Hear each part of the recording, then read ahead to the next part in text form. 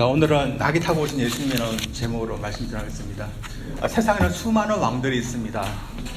지금도 왕을 두고 있는 나라들이 있습니다. 그러나 지금은 한 왕이 다스리고 있는 왕정 체제를 갖추고 있는 나라들보다는 대통령이나 총리를 중심으로 해서 여러 사람들이 나라를 다스리고 있는 그런 나라들이 많습니다. 한 왕이 나라를 다스리기에는 너무나 위험하기 때문입니다. 왕이 어질고 능력 있고 선하다면 한 왕이 다스려도 아무 문제 없지만 그렇지 못한 그런 왕이 나라를 다스리게 된다. 그 나라가 어떻게 되겠습니까? 지금도 독재자들이 있지 않습니까? 옛날의 왕들처럼 군림하지만 그 독재자가 선하지 못하고 또한 어질지 못하고 백성들을 위하는 그런 왕이 아니라면 참 위험한 겁니다. 그래서 오늘날은 더 이상 한 사람이, 한 왕이 모든 국가의 정사를 다 다스리지 못하도록 그렇게 하고 있습니다. 그러나 예수님 당시에도 한 왕이 다스리고 있었습니다. 예수님 당시에 유대의 왕은 누구였을까요? 헤롯 왕가의 왕들이 유대의 지방을 다스리고 있었습니다.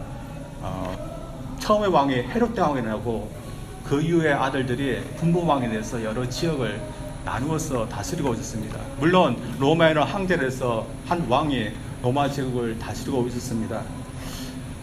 그러나 유대의 그런 헤롯의 왕들이 국민들을 다스리기는 능력이 없었고 또한 선하지도 않았습니다. 물론 로마의 황제 역시 이스라엘 백성들, 유다 백성들을 그렇게 위하는 왕도 아니었습니다. 그래서 이 유다 백성들은 자신들을 구원하고 자신들을 위할 수 있는 그런 새로운 왕이 언제나 오기를 고대하고 있었습니다. 예수님은 공생의 상회를 하고 있었습니다. 근데 어느 순간부터 이 유다 백성들은 예수님이 우리가 기다리고 있는 새로운 왕이 아닐까 그런 생각을 하고 있었습니다. 예수님께서 기적적인 사건을 일으켰을 때 예수님을 억지로라도 예수님을 임금으로 왕으로 삼으려고 하는 그런 때도 있었습니다. 그러나 예수님은 3년 동안 왕으로 나서기를 자제하셨습니다. 백성들은 그렇게 원했지만 왜 예수님은 왕으로 나서기를 자제하셨던 것일까요? 이미 유다에도 왕들이 있었고 로마에도 황제가 있었기 때문에 예수님이 왕으로 자처해서 나선다면 그들과 대립하게 되고 또한 다투기 때문에 자제하셨던 것일까요? 예수님은 3년 동안 왕으로 나서기를 자제했지만 오늘 본문 말씀 보면 때가 됐는지 모르지만 예수님은 왕으로 나서게 됩니다. 그래서 예수님께서 왕이 되기를 원했던 백성들과 제자들은 흥분에 이렇게 도가니에 쌓이게 되었습니다. 그들은 예수님께서 어떤 좋은 말을 타고 오실지 잔뜩 기대를 하고 있었을 겁니다. 근데 예수님은 말을 타고 오시는 것이 아니라 한 어린 낙이 새끼를 타고 예수님께서 예루살렘으로 들어오시는 것입니다. 사람들의 기대와 다르지만 사람들은 예수님의 앞에서 뒤에서 가면서 따라오면서 호산나 주의 이름으로 오시는 이시 하면서 예수님을 왕으로 이렇게 환영했습니다. 그리고 어느 유대의 왕들을 맞이하듯이 예수님에게도 똑같이 했습니다. 백성들은 종려나무 가지, 장가지를 끄고가지고 예수님께서 지나가시는 그 바닥에다 마치 레드카펫을 까듯이 그렇게 뿌려놓았습니다. 그리고 종려나무 가지를 흔들면서 예수님을 환영했습니다. 왜 종려나무 가지를 흔들면서 예수님을 환영했던 것일까요? 이 종려나무는 유대인들을 유대나라를 상징하는 그런 나무입니다. 그래서 저희들이 왕을 어떤 사람을 우리가 맞이할 때 국기를 이렇게 흔들듯이 당시에는 이런 국기였기 때문에 종려나무를 흔들면서 예수님을 왕으로 맞이했습니다. 예수님은 그렇게 백성들에게 자신의 왕임을 공포하셨습니다. 그러나 저희들이 알고 있듯이 이미 왕이 있었고 이미 사람들 위에 군림하고 있는 사람들이 예수님을 그냥 내버려 두지 않았습니다. 결국 예수님은 일주일 만에 십자가에서 죽게 됐습니다. 예수님의 이 왕들이 있음에도 불구하고 왜 왕으로 나서게 됐습니까? 왜 이렇게 위험한 행동을 예수님께서 하셨습니까? 오늘 저는 예수님께서 왕으로 공포하시고 나서게 되는 이 사실을 보면서 한번 몇 가지 사실을 보고자 합니다. 먼저 예수님이 왕으로 공포하시고 나서게 된 것은 이미 예수님은 왕이셨기 때문입니다. 물론 예수님께서 왕이 되신 것은 하나님 아버지께서 그를 왕으로 세웠기 때문입니다. 하나님은 왕이십니다. 이 땅과 이 하늘 모든 세계 하나님께서 만드셨기 때문입니다. 또 예수님은 하나님으로서 하나님 아버지와 창조 사역을 같이 하기 때문에 모든 세계도 왕이신 분도 하나님이시며 또한 예수님이십니다. 이 땅에서 어느 누가가 나라를 세우면 그 나라의 왕이 되지 않습니까? 근데 이 땅의 나라의 왕들과 하나님과의 차이점은 이 땅의 왕들은 이미 하나님께서 만들어진 놓은 그런 땅 위에다가 자신들의 국가를 세우고 왕이 되었던 건데, 하나님은 아무도 없는 곳에서 하늘과 땅을 만드시고 하늘나라를 세우시고 왕이 되신 것입니다. 그래서 엄밀히 말하면 모든 세계의 왕은 하나님이십니다. 그런데 이 땅에서 어떤 일이 일어났습니까? 이 땅 가운데 사람들이 국가를 세우고 그리고 국가를 이끌어낼 수 있는 그런 왕들을 사람들이 스스로 세웠습니다. 이것을 하나님께서 허락했을까요? 하나님께서 한 나라를 세우고 왕들을 세우는 일도 있지만 대부분의 나라와 왕들은 하나님께서 허락하신 것은 아니었습니다. 그러나 하나님은 이런 나라들이 유지대로 일어나도록 그냥 허용하신 것 같습니다. 그래서 지금도 세상 나라는 지금도 유지되고 있습니다. 그런데 하나님께서 허용하시는 그 순간, 그 시간이 끝나면 이 세상의 모든 있는 나라들은 다 사라지게 될 것입니다.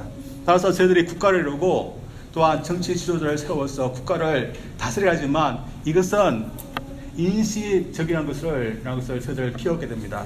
그러나 세상 나라들과 왕들은 그것을 잊고 있었습니다. 그래서 지금도 많은 사람들이 오직 이 땅에 있는 나라들만이 있고 이렇게 계속해서 유지될 거라고 사람들은 생각하고 있습니다. 그래서 자신들에게 시간을 주시고 나라를 세우시도록 허용하신 하나님은 잊고 있는 겁니다. 당시 예수님께서 나귀를 타고 오시는 것이 무엇을 의미하는지 유대나라 사람들이라면 다 알고 있었습니다. 왜냐하면 옛날에 스가라는 그 선지자가 앞으로 오실 왕은 나귀를 타고 오실 거다 예언하기 때문입니다. 그래서 예수님이 스가라가 선제 예언했고 또한 그들이 기다렸던 그 왕이라는 것을 그 당시 모든 사람들은 예수님의 그 모습을 보고서 알 수 있었습니다. 그래서 예수님은 일부러 나귀를 타시고서 준비하시고 또한 그것을 타고 예루살렘으로 들어오셨습니다. 그러나 이때 예수님께서 나귀를 타고 예루살렘에 들어오시는 걸 보면서 좋아하지 않고 당황했던 그런 사람들이 있었습니다. 그 사람들이 누구였을까요? 하나님께서 자신들을 왕으로 세우고 지도자로 세우고 국가를 세우셨다는 것을 잊어버리면서 살았던 그 사람들이었습니다. 그렇게 하나님을 잊어버리고 살았는데 예수님께서 왕이라 하면서 공포했을 때 그들은 당하게 되었습니다. 예수님은 그들이 자신에게 어떤 일을 꾸밀지 다 알고 있습니다. 그러나 예수님은 일부러 그들에게 자신의 왕임을 공포하신 것입니다. 그들은 예수님을 왕으로서 인정하지 않으려 했습니다. 그 결과 예수님을 십자가에 죽게 하였습니다. 당시 왕으로 예수님을 인정하지 않는 사람들은 이렇게 예수님께 했지만 앞으로도 계속해서 그들이 언제나 예수님에게 이렇게 할 수 있는 것일까요? 성경을 보면 그렇지 못한다고 말하고 있습니다. 요한계시를 보면 이 말세에도 예수님을 왕으로 인정하지 않는 그런 무리들이, 세력들이 계속해서 있을 거라고 말하고 있습니다. 그러나 예수님은 그때는 나귀가 아니라 풍마를 타고 쓰면서 왕권을 인정하지 않는 모든 사람들을 심판하고 무찌르기 위해서 이 세상에 다시 오신다 이렇게 말씀하고 있습니다. 이때는 모든 사람들이 예수님의 왕이심을 다 인정할 수밖에 없는 겁니다. 주님은 왕권을 포기하지 않았습니다. 하나님 나라가 세상 나라에서 대시된 것도 아닙니다. 따라서 저희들 어떻게 하면서 살아야겠습니까? 사람들이 세운 나라는 인실적인 것이며 그 권위도 궁극적인 것이 아니기 때문에 저희들은 하나님 말씀만 따르고 예수님의 권위만 인정하며 살아야 된다. 그렇게 해야 되겠습니까? 그래서 세상 나라의 그런 권위는 우리는 무시하면서 살아도 되는 것일까요? 극단적으로 그렇게 생각하는 사람도 있지만 하나님께서 허용하시는 그런 권위고 또한 나라이기 때문에 저는 이 상에 사는 동안에는 국가의 권위에도 복종해야 됩니다. 하나님께서 허용하시는데 저희들이 굳이 그 권위를 무시하면서 산다면 우리는 한 나라의 백성으로서 살 수 없는 겁니다. 그래서 하나님께서 복종하라 하라는 그런 권위에는 저희들이 복종하고 살아야 될 줄 믿습니다. 그러나 그것도 주님께서 허용한 선에서 이루어진다는 것을 저희들은 알아야 됩니다. 따라서 세상 나라에 무엇을 할 수 있는지 허용할 수 있고 또 무엇을 할 수 없는지 허용할 수 없는 것을 결정할 수 있는 그 권위가 주님에게, 왕이신 주님에게 있다는 것을 저희들은 늘 기억하면서 살아야 될 줄 믿습니다. 저희들 국가의 권위를 저희들 많이 체감하면서 살아갑니다. 국민들이 자발적으로 대표들을 뽑았고 대표들이 국가를 이끌기 위해서 법과 규칙을 만들어 놓았지만 저는 그 국가에서 만들어 놓은 그 법과 규칙이 얼마나 권위 있는지 저는 매일매일 실감하면서 살아갑니다. 그래서 여러분도 마찬가지입니다. 저나 여러분은 대부분 이민자들입니다. 저희들이 이민 올 때 미국이라는 국가에서 저희들 허락이기 때문에 저희들 이민 와서 살 수 있는 겁니다. 저희들이 사업을 할 때 어떤 일을 할 때 국가의 어떤 허락을 받아야 됩니다. 국가가 하지 말라고 하는 것을 하게 되면 국가에 의해서 제재를 받게 됩니다. 저는 몇 달 전에 자동차세를 내라는 그런 고지서를 받게 됐습니다. 여러분도 자동차세를 내보시면 알겠지만 이 하와이 자동차세가 본토에 있는 자동차보다 굉장히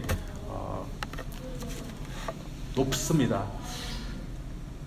제가 실수를 해서 이 자동차세를 언제까지 내야 되는지 그 날짜를 잘못 보아서 늦게 내게 됐습니다. 늦게 낸 이유 때문에 연체료가 붙게 됐습니다. 한 15불에서 20불 사이 연체료가 붙게 됐습니다. 저는 세금은 내고 싶지만 그 연체료는 내고 싶지 않았습니다. 그래서 아내 모르게 이렇게 했는데 오늘 설교를 하려다가 아내한테 들켰는데 저는 이 연체료를 내고 싶지 않았지만 결국은 내고 말았습니다. 제가 왜 이렇게 했을까요? 아무리 싫지만 국가에서 정한 그 법칙과 규칙을 어겨서 저는 살 수가 없기 때문입니다. 만약 제가 연체료를 내지 않았다면 저는 굉장히 괴롭게 살고 나중에는 그 연체료가 계속 쌓여서 저는 이 땅에서 살 수 없을 정도로 그렇게 살 겁니다. 그만큼 우리는 국가의 권위가 무엇인지 실감하면서 저들을 살아갑니다. 그러나 여러분 어떻습니까? 예수님께서 왕이라는 것을 여러분 실감하면서 살아갑니까? 저희들 이 세상을 살면서 예수님께서 우리의 왕이다. 그분이 우리의 삶에 대한 권위를 갖고 계신 왕이다. 이것을 실감하면서 사는 것은 많이 그렇지 못한 것 같습니다. 그러나 저희들도 언젠가 주님이 온 천한 만물의 왕이시고 또 온 천하에 대해서 명령할 수 있고 그분의 말씀에 모두가 순종해야 되는 그런 왕이라는 것을 실감할 수 있는 그런 날이 분명히 오게 됩니다. 각 개인적으로는 우리가 이 세상을 떠날 때 우리는 그것을 체험할 겁니다. 저희들이 이 세상에 올 때 저희들 마음대로 오지 못했습니다. 그러나 저희들 너무 어렵기 때문에 그때는 몰랐습니다. 그러나 저희들이 이 세상을 떠날 때도 저희들 마음대로 이 세상을 떠날 수 없는 겁니다. 따라서 그때는 저희들 마음대로 할 수 없고 어떤 분의 그 권위에 의해서 그것이 정해졌다는 것을 저희들은 실감하게 될 겁니다. 그래서 주님의 허락 속에서 저희들은 이 세상에 오게 되고 또한 주님의 허락 속에서 저희들은 이 세상에서 살다가 또한 주님께서 오라시면 저희들은 가야 되는 그런 존재인 것입니다. 마찬가지로 이 세상 끝이 오는 그날 때도 주님의 권위가 무엇인지 체험하게 될 겁니다. 모든 것이 다 끝나는 날, 이 세상의 왕들이라는 사람들, 또한 근위자들이 다 예수님의 발 앞에 엎드려 있는 것을 보면서 저분이 바로 왕이구나, 저들 실감할 겁니다.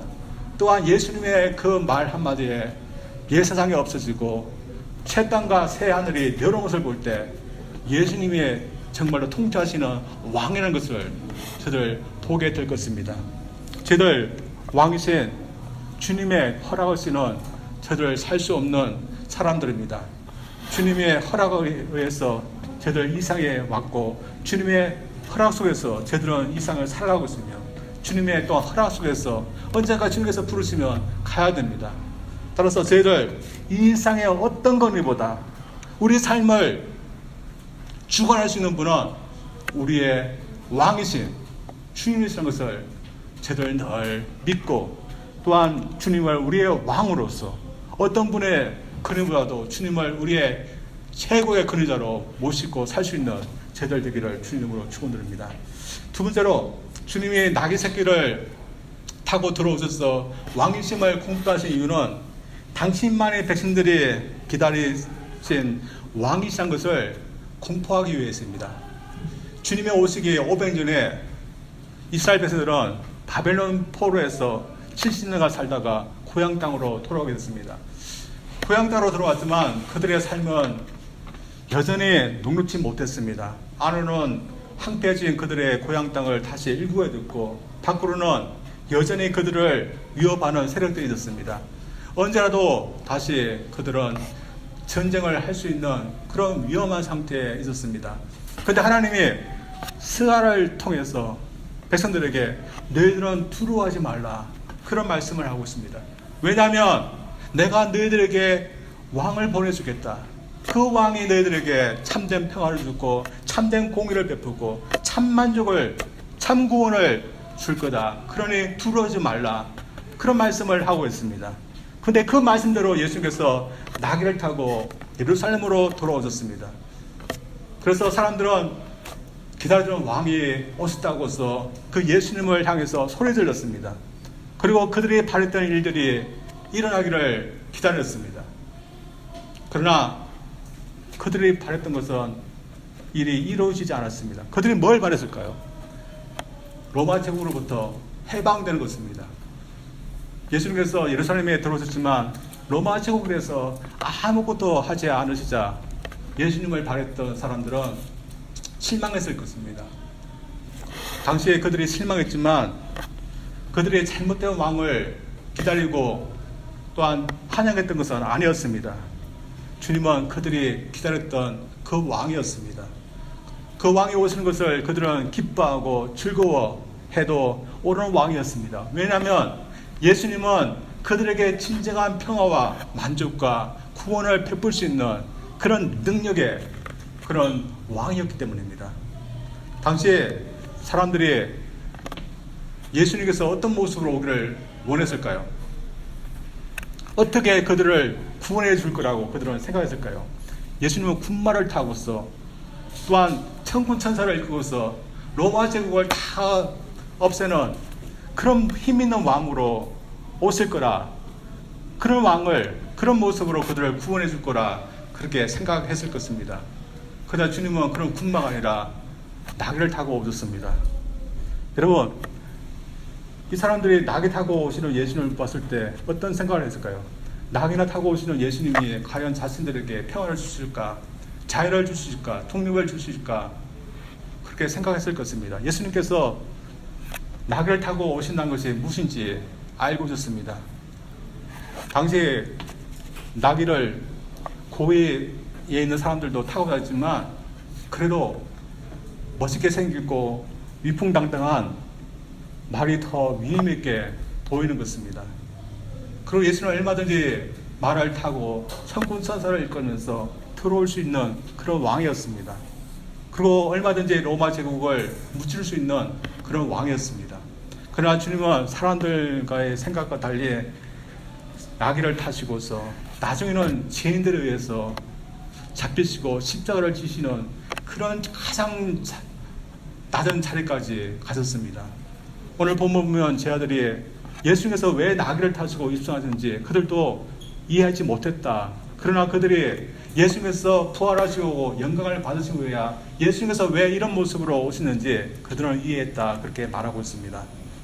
예수님이 힘이 있는 분이지만 그 힘을 왜 쓰지 않았을까요? 하나님의 아들이시고 만왕의 왕이시지만 왜 예수님은 그 자리에 있지 않으시고 왜 내려오셔서 스스로 죄인의 자리에까지 내려오신 것일까요? 주님이 이 땅에 구원과 평화, 공의를 가져오시기 위해서는 주님이 이렇게 하셔야 했기 때문입니다. 예수님은 사람들과 다른 방법을 취하셨습니다. 사람들은 군마를 타고 무력을 써야 되지 평화를 찾아올 수 있고 번영을 이룰 수 있다고 생각했습니다. 그리고 그들의 생각과 같이 예수님의 무력으로 로마 군대를 그 유대 지방으로부터 쫓아버렸다면 그들이 바라는 참된 평화, 참된 번영, 참된 만족 있었을까요?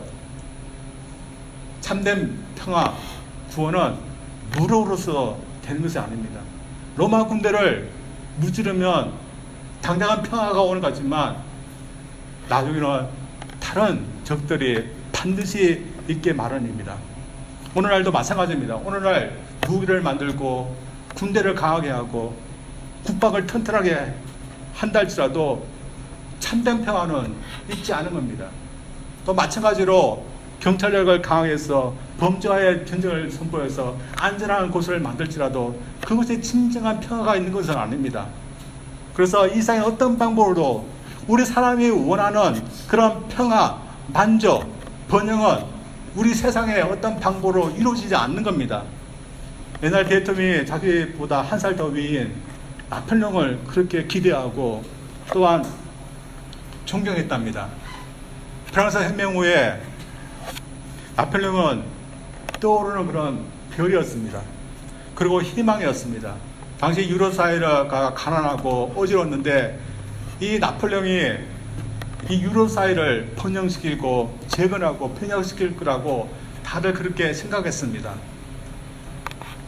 이 나폴레옹도 이 대통령도 그렇게 해줄 거라고 생각하면서 이 나폴레옹을 위해서 고향군을 만들어서 청정하려고까지 했습니다.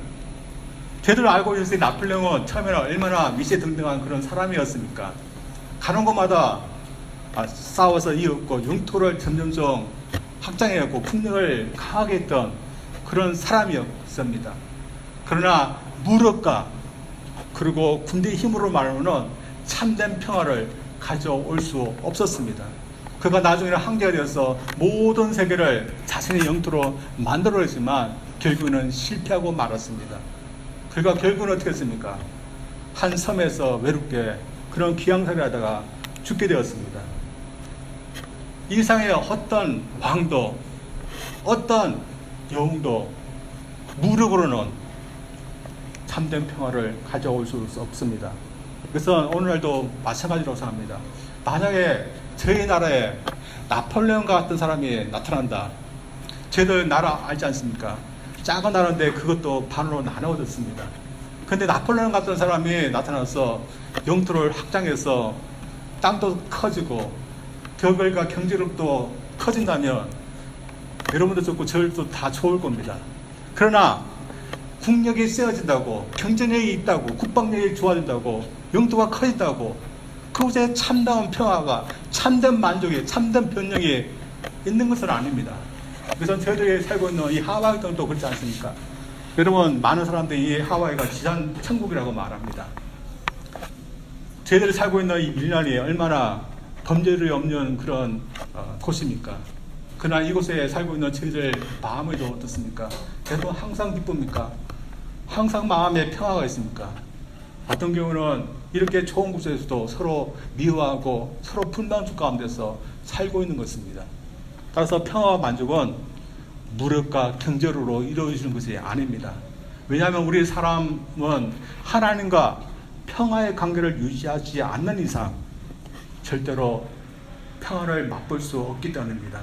주님은 이런 이유에서 왕이셨지만 당신의 백성들에게 참된 평화와 참된 만족과 참된 구원을 주시기 위해서 세상과 다른 방법을 취하셨습니다.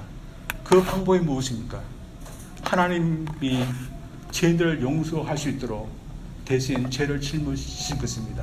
다시 말해서 하나님과 화목할 수 있도록, 죄인이 하나님과 다시 화평을 누리시도록 예수님께서 그 길을 여시기 위해서 스스로 낮아지신 방법이었습니다. 그 결과가 어떻겠습니까? 우리 죄인이 예수님을 통해서 하나님으로부터 용서만 받을 수 있는 그런 길이 열렸고, 또한 하나님과 다시 화목한 관계를 맺을 수 있었습니다. 그리고 그것은 우리 인간에게 다른 모든 것에서도 영향을 주어서 만족할 수 있고 기뻐할 수 있는 그런 삶을 여셨습니다. 따라서 이러면서 저희들 어떻습니까? 주님이 정말 저희들이 기다렸던 왕입니까? 정말로 인간이 원하는 것이 이 왕에게 있는 것입니까? 지금 사람들은 부하고 자녀들 잘되고 건강하고 그것으로 충분하다, 그것이 우리 인간에게 가장 필요한 거다, 그렇게 생각합니다. 그래서 사람들이 더 필요한 것은 더 많은 물질이고 건강이고 또한 더 잘되는 거, 더 아무런 걱정 없이 사는 거다, 그렇게 생각합니다. 그러나 정말 저희들에게 가장 필요한 것이 이러한 것입니까? 성경은 그렇지 않다고 말합니다. 성경은 우리 인간은 하나님과 화목하는 것, 하나님과 화평을 이루는 것이 가장 중요하다고 저희들에게 말씀하고 있습니다. 저희들이 이 세상을 떠날 때, 이 세상을 떠날 때도 저희들이 그렇게 하나님과의 평화가 없어도 살 수 있다, 그렇게 말할 수 있겠습니까? 이 세상을 저희들 떠날 때 저희들 그렇게 말하지 못할 것입니다.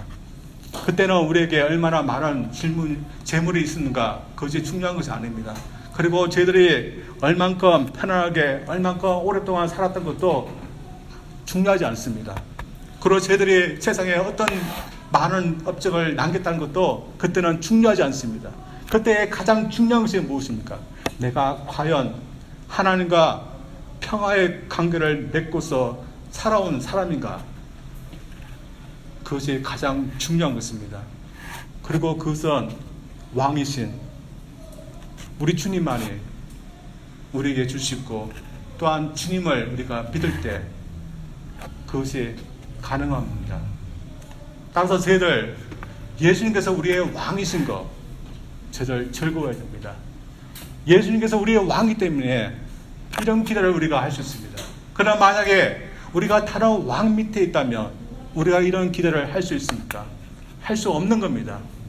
따라서 저희들 지금 당장은 이런 완전한 평화가 보이지 않고 완전한 만족이, 완전한 구원이 저희들 보이지 않을지라도 우리의 왕이신 주님이 언젠가 온전한 평화, 온전한 만족 저희들에게 보여주시고 또한 이루실 것을 저를 믿고 살아야 될 줄 믿습니다. 옛날 나치 정권에 독일이 나서고 있을 때 한 유대인 포로 수용소에서 끔찍한 일이 일어났습니다.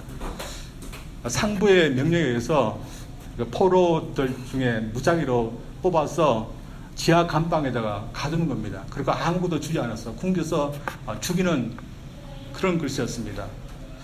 이 포로들이 그것을 알게 되고 다 들어왔습니다. 그리고 포로들 중에서 무작위로 뽑았습니다. 그러던 때 한 사람이 뽑히게 되었는데, 이 사람은 처자가 있는 사람이어서 자신은 죽을 수 없다면서 부르짖게 됐습니다.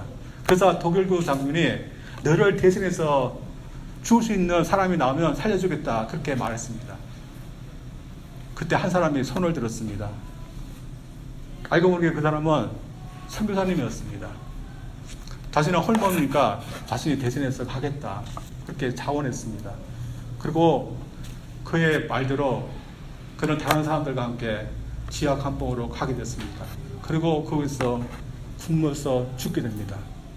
어떻게 보면 참혹한 이야기입니다. 그러나 참혹한 이야기 속에서도 이 선교사님은 다른 일을 위해서 죽었습니다. 이 선교사님 왜 다른 사람을 위해서 이렇게 죽을 수 있었던 것일까요? 왜 그의 목숨을 다른 사람을 위해서 내려놓을 수 있었던 것일까요? 그는 이미 가장 좋은 것을 가졌던 사람이었기 때문입니다. 예수님을 통해서 하나님과 화평을 누리면서 사는 것이 얼마나 좋은 것인지 그런 기뻐했던 사람이 없으며 선교사 되어서 하나님을 섬길 수 있게 된 것도 기뻤고 지금처럼 남을 살리기 위해서 자신의 목숨을 내려놓는 것도 기뻤다는 것을 그는 알았기 때문에 그렇게 했다고 생각합니다. 모든 사람들이 이런 것 때문에 기뻐하지 않습니다. 그러나 성경은 저희들이 이런 것들을 위해서 기뻐하라고 그렇게 말하고 있습니다. 저희들 하나님과 평화할 수 있는 것에 대해서 여러분 기쁩니까? 하나님을 두루 하나님이 아니라 나의 하나님 아버지, 내가 가까이 있고 내가 부를 수 있는 그런 하나님으로 여러분 모시고 살 수 있다는 것, 여러분 그것이 기쁩니까? 예수로 인해서 그 왕으로 인해서 내가 용서함 받고 천국의 나의 기업이 된 것, 여러분 기쁩니까? 저희들 때때로 다른 것들을 위해서 기뻐하지만 저희들 이러한 것들로 기뻐해야 된다고 믿습니다. 왜냐하면 결국에는 저희들이 기뻐하고 즐거워할 것은 바로 이러한 것들이 됩니다. 따라서 왕이신 주님이 우리에게 선물로 주신 제사함의 기쁨, 하나님과 화목할 수 있는 기쁨, 구원받을 수 있는 기쁨, 이런 기쁨을 주신 우리의 왕을 저를 더욱더 높여드리며 또한 주님의 이러한 것들을 위해서 쓰신 방법 저희들도 쓰면서 이 삶을 살아야 할 줄 믿습니다. 따라서 왕이신 주님께서 우리에게 보여주신 그 십자가를 따르는 것이 저희들에게 기쁨이고 또한 주님처럼 하나님의 뜻에 죽기까지 순종하는 것이 결국 우리의 삶을 기쁘게 하고 우리 영혼을 만족해 하며 또한 이것의 후에는 영원한 상급으로 남게 된다는 그것을 저들이 또한 믿고서 그 영원한 기쁨에 참여할 수 있도록 우리의 왕이신 예수님께서 보여주던 그 길을 또한 저들이 따라가며 살 수 있는 저들 되기를 주의 이름으로 축원드립니다. 우리 기도하겠습니다.